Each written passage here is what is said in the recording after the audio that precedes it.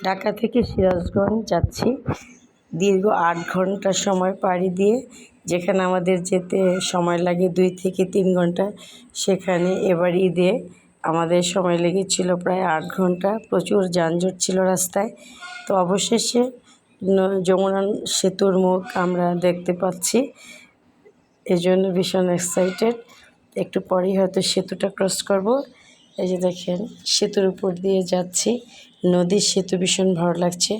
বাসায় গিয়ে দেখি জাম গাছে প্রচুর জাম পেকেছে, জাম কুড়ালাম। আসলে গ্রামের বাড়িতে অনেক ভালোই লাগে এই সিজনে গেলে।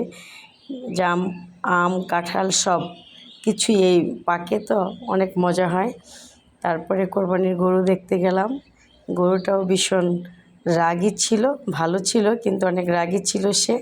তারপর খেতে গিয়ে যে ঢেঁড়স তুলে নিয়ে আসতেছি। সবাইকে অনেক ধন্যবাদ। আল্লাহ হাফেজ। ঈদ মোবারক।